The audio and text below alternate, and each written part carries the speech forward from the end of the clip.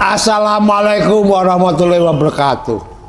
Waalaikumsalam warahmatullahi Jemaah yang wabarakatuh. tercerahkan dan dirahmati oleh Allah. Saya jadi kemarin mendengarkan radio Pak Mim. Oh, nggih. Penyanyi cilik era zaman saya, Joshua, diobok-obok akhirnya diobok-obok. Ya judulnya saya kaitkan dengan diobok-obok negara kita ini. Nah, negeri kita ini. Nah, kalau ini serahkan pada ahlinya kan katanya. Tanya Pak Mim yang saya paham.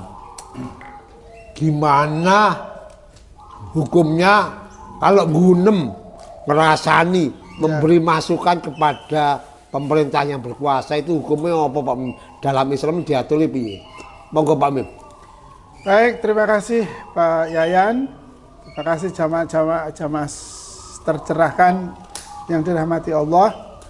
Rasulullah Muhammad SAW bersabda, ad-dinun nasihah. Qulna liman? Lillahi wali rasulihi wali kitabihi wali a'immatil muslimina wa ammatihim. Rawahu Muslim. Rasulullah Muhammad bersabda bahwa agama itu nasihat. Bagi siapa? Pertama bagi Allah. Kedua bagi Rasulullah. Bagi kitab-kitabnya Allah. Bagi para pemimpin umat. Dan seluruh manusia. Jadi kalau kita bicara nasihat, menasihati, memberi masukan untuk menjadi lebih baik, itu sebenarnya memang perintahnya Nabi. Oh, perintahnya Nabi. Perintahnya Nabi. Sudah lama dilakukan, Bu. Sudah lama gitu. dilakukan. Bahkan mohon maaf, kalau sampai ada orang itu diem saja, padahal ada keburukan di depan matanya, apatis ya. Itu dosa. Dia ikut kena dosa perbuatan buruk itu. Ya. Bahkan dalam surah Al-Asr itu Allah berfirman, ini terkenal sekali suratnya karena pendek. Bismillahirrahmanirrahim. Wal 'asri innal insana lafi khusrin illa alladzina amanu wa amilus solihati wa tawassaw bil haqqi wa tawassaw bis sabr. Demi waktu asar atau demi waktu, sesungguhnya semua manusia itu dalam keadaan rugi kecuali 3 orang saja. Lihat, yang pertama orang yang beriman. Pasti. 2 orang yang selalu berbuat baik. Orang yang berbuat baik, tidak pakai selalu ya. Orang yang berbuat baik. Husnul khotimah. Kemudian yang ketiga adalah orang yang saling menasehati dalam kebaikan, kebenaran dan kesabaran. Siap. Jadi kalau kita dinasehati, maka sesungguhnya orang itu mencintai kita. Bahkan ini para sahabat itu, kata Sayyidina Ali, kalau sampai ada orang itu memuji-muji dia, itu ambil debu, lemparkan ke wajahnya.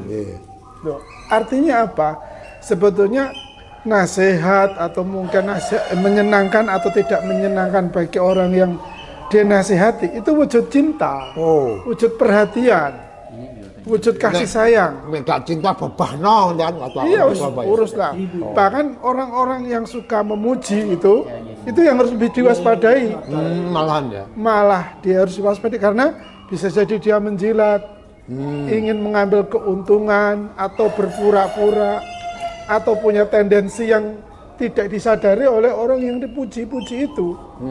Maka dari itu siapapun kita, apalagi kita seorang pemimpin Pak Yayan ya, kita dikritik, kita diberi masukan, kadang menyakitkan masukan itu, sesungguhnya itu adalah wujud perhatian ya, wujud cinta dari rakyat, dari siapapun, agar tugas kepemimpinan kita ini menjadi lebih baik, selamat untuk kita semuanya. Siap.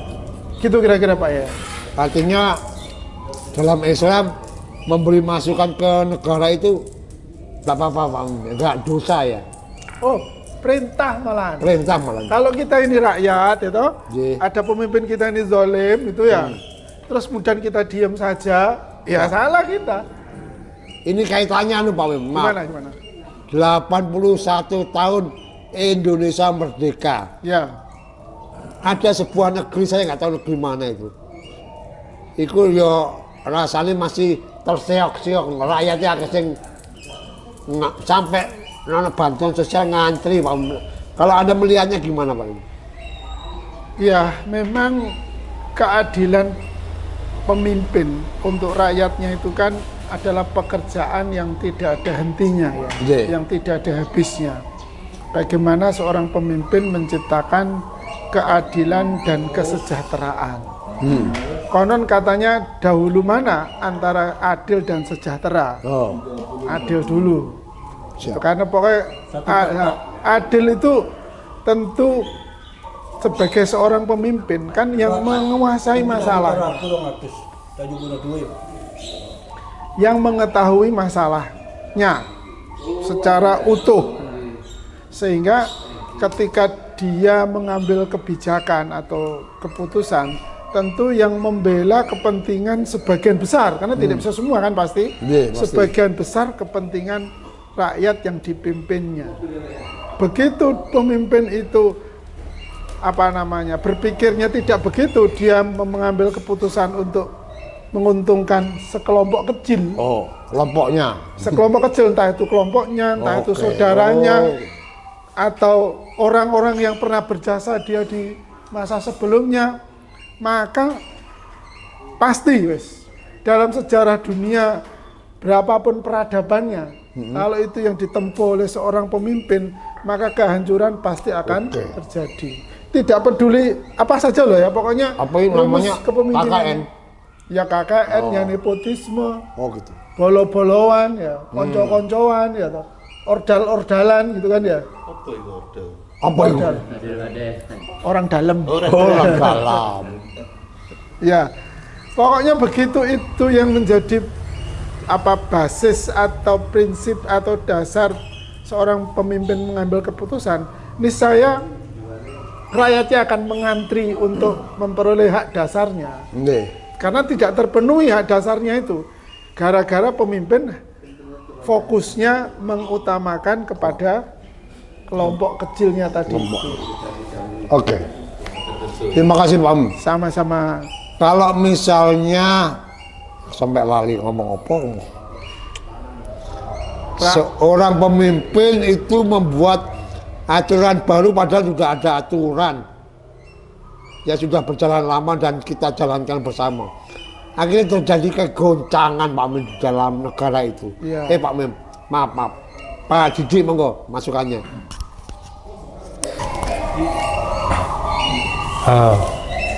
Mengenai dalam hal ini diobok-obok, artinya misalnya ada suatu kritik, ya. Kritik istilahnya kritik yang membangun, memberikan masukan-masukan kepada pemimpin. Nah, tetapi kadang-kadang kalau ada suatu negara dengan pemimpinnya sedemikian rupa, kadang-kadang dalam menanggapi suatu kritik itu adalah dianggap sebagai yang benci, ancaman, sehingga mereka akan menindaklanjuti. Ya ini yang repot ya, menindaklanjuti, melakukanlah suatu penangkapan, diamankan. Begitu, repotnya seperti itu. Nah, itulah. Dan juga saya juga kemarin melihat bahwa ya misalnya ada negara yang mau ulang tahun kemerdekaan ke-81. Saya baca ciri-ciri suatu keruntuhan suatu negara.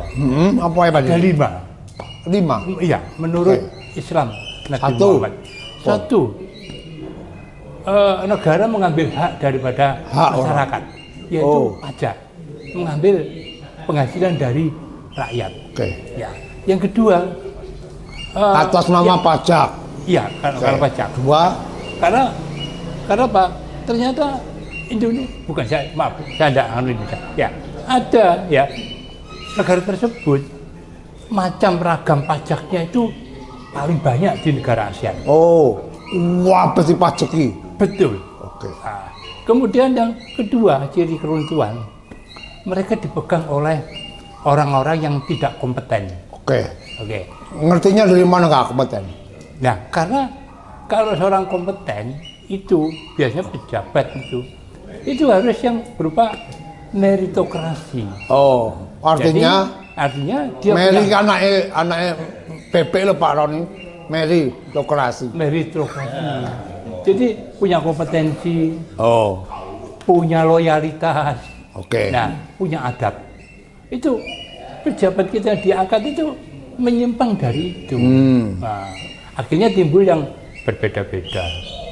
Yang ketiga, hukum diberlakukan tajam ke bawah, tumpul di atas. Tajam ke bawah. Iya, tajam ke bawah, tumpul di atas. Artinya tebang pilih. Iya, betul. Oke. Tebang pilih. Yang keempat, ya penguasa yang dolim itu nantinya akan didiamkan oleh masyarakatnya. Dicuekin. Karena apa? Diberi masukan sudah nggak direspon dengan nggak bagus. Nggak kredibel. Ya, begitu. Dan yang terakhir yaitu masalah keadilan ini yang tidak merata. Itu ciri-ciri negara yang akan ya hancur itu. Ya. Jadi dengan perlambang-perlambang itu saya kira kita bisa merasakan sendiri ya, bagaimana negara tersebut. Ya. Ulang mulai siji mau Pak Didi, maaf. Oh, pajak. Satu pajak, Pajak. dua. Makanya pajak di agama Islam itu dilarang. Ya, dilarang. Pajak. Pajak itu, Pak. Nah, pajak itu kan dari ekonomi kapitalis, Pak. Oke. Kalau Islam itu kan dari zakat fitrah, sedekah seperti itu. Dan Allah sudah memberikan artinya isinya. Maaf saya potong. Artinya yang dikenakan hanya untuk orang yang mampu. Kalau dalam Islam. Ya. Sehingga mampu nggak usah. Ya. Dalam pajak, misalkan contoh pajak penghasilan, hanya dikenakan orang-orang yang mampu, yaitu orang-orang yang memiliki penghasilan sekian ke atas dipungut. Ada batas namanya PTKB, penghasilan tidak kena pajak. Tetapi juga ada pajak-pajak yang memang langsung mengenai masyarakat. Contoh PPN, pajak pertambahan nilai dan pajak barang mewah. Saya hafal Pak Didi ini soal pajak nih Pak. Lanyah orang. Soalnya saya ngajari itu Pak. Kan. Silahkan pada ahlinya. Jadi saya ngajar itu misalkan contoh tax planning. Bagaimana menghindari pajak itu di perusahaan. Ya seperti itu mata kuliah saya. Makanya roh caranya menghindari pajak. Betul. Ya. Jadi sehingga yang nanti diopo-opo ini berarti ada ilmunya itu. Diopo-opo misalkan ada yang dilakukan oleh pemerintah, ada yang dilakukan pelaku usaha. Itu melakukan. Sementara itu, jadi kita itu repot ya. Iya, kita di repot. Dari mana kita memulainya itu? Memulainya memperbaiki. Nah, gitu. Serba salah. Kalau Bapak Didi, kalau misalnya benang, ini kan harus bundeli. Bundel kusut. Lah, benang kusut, ya apa caranya mengurai hal seperti ini? Ya, yang pertama adalah Jodoh Pak. Iya. Cepet aja. Iya. Yang pertama adalah individunya. Individu, person itu. Ya, gitu. Karena dari situ maka dari individu awalnya dari kecil akan semakin besar ya. Jadi menjadi lebih baik. Saya juga heran. Indonesia itu umat Islamnya Nah, saya juga heran. Negeri ini jumlah umat Islam banyak sekali. Mayoritas sekali. Tapi di belahan dunia lain, misalnya Finlandia, negara Finlandia, Norwegia, ya, itu Islamnya sangat minim. Banyak yang agnostik. Tapi menungso. Iya, tapi tata kelolanya sana kok lebih baik. korupsinya malah lebih kecil. Nah, di negara Konoha itu banyak beragama Islam, umat beragama, ngerti dosa, ngerti tidak dosa, ya. Tapi korupsi kok tetap banyak. Ternyata juga saya tambahan ya, ada info ini. Di suatu negara ini, ya kayak nggak sebut, mayoritas umat Islam yang melakukan sholat itu hanya 38,9%. Oh, Sangat rendah. dari 100. Dari 100%. Berarti yang sing liyane Islam KTP. Tidak tahu itu. Apakah pengaruh itu yang bikin korupsi itu semakin merajalela? Berarti Pak Mum gagal berarti. Tidak tahu gitu.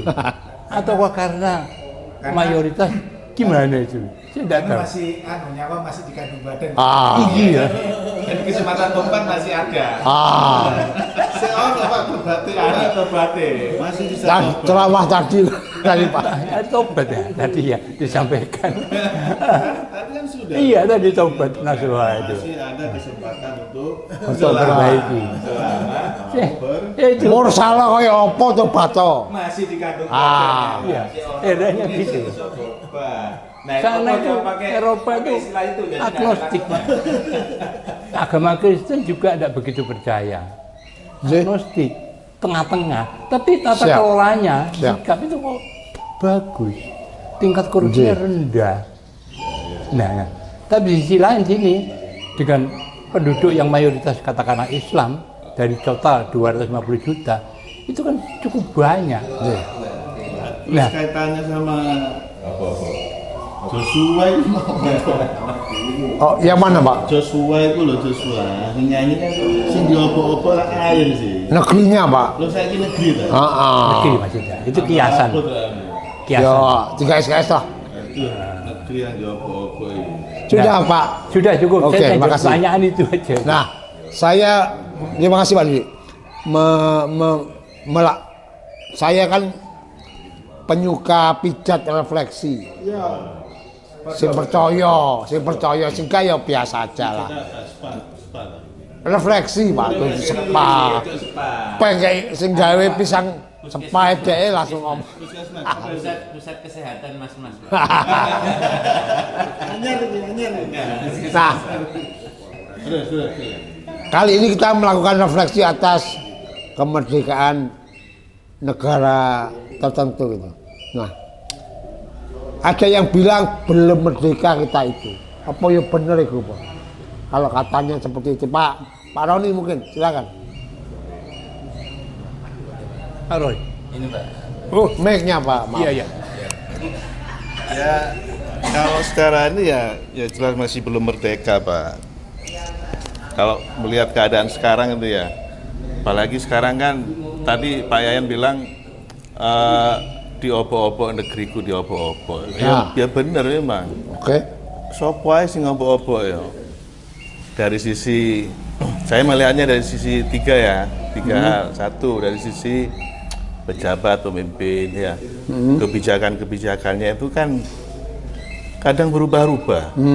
Artinya apa? Ya diaduk-aduk iki. Sing bingung ya siapa ya? Rakyatnya yang bingung.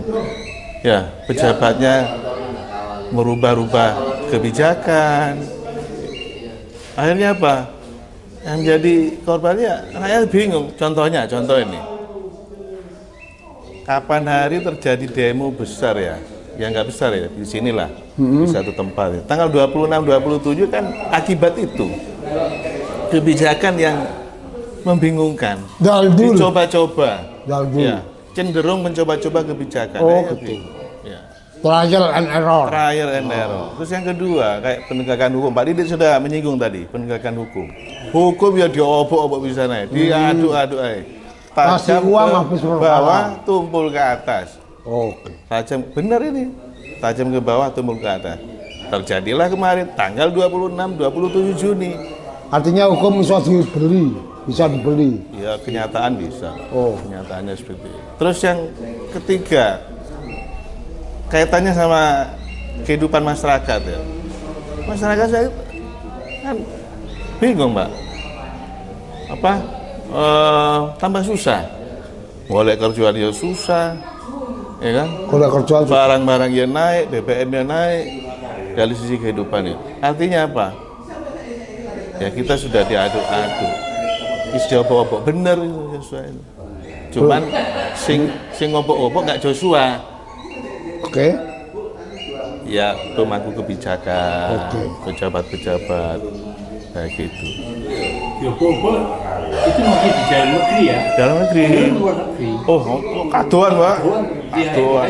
Terus dalam negeri ya. Bahas yang di luar negeri, di dalam negeri aja sudah begitu berat.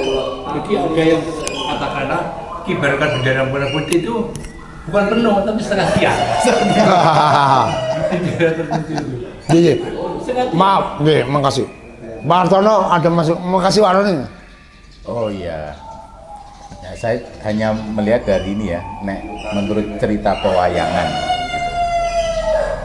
Kayak dalang apal wayang. Iya, apa yang Jawa Dalam pelaku kejadian. Dalang kerusuhan. Dalam kerusuhan. Saya melihat di sana itu ya dalam dunia pewayangan ya sama saja sih mestinya. Kita sudah dikasih pembelajaran dalam pewayangan kalau siapapun yang dolim diingatkan itu tidak mau terus bikin kebijakan, mereka juga semena-mena istilahnya diobok-obok, diingatkan melalui banyak hal ya sama saja akhirnya ya jadi rusak. Kalau cerita wayang sih seperti itu ya, mudah-mudahan negeri kita nggak seperti itu ya. Ini kan cerita di pewayangan. Jadi ada banyak kerusuhan, banyak yang kerusakan, banyak membuat susah banyak orang ya, seperti itu. Mungkin dari saya itu sih. Iya, terima kasih Pak Hartono. Nah, penerapannya kita akan tanyakan ke Pak Elwiga bagaimana rakyat Indonesia memaknai masyarakat di wilayah Bapak merasakan kemerdekaan itu seperti apa Pak? Apakah sudah merdeka ataukah belum? Oh merdeka lah. Merdeka ya? Iya merdeka. Merdeka. Memang, makasih Pak Yan ya, waktunya. Siapa?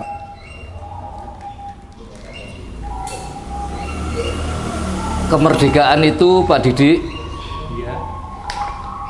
merupakan hak segala bangsa. Oke. Kita ya hafal aplikasinya.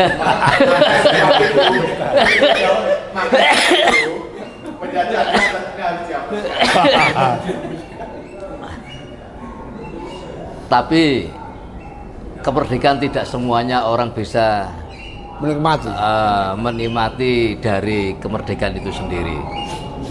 Baik, saya ingat tahun 80-an, saya masih kecil. Ya. Negara ini masih proses penyempurnaan kemerdekaannya, tapi rakyat kita juga masih banyak yang miskin dan miskinnya parah banget. Tahun 80 itu Orde Baru, Orde Lama, Orde Baru, masyarakat kita masih banyak yang transisi, yang miskin juga semakin miskin, bahkan beras pun masih banyak yang hutan, beli beras juga bisa. Tanah dengan makanan itu masih mahal makanan.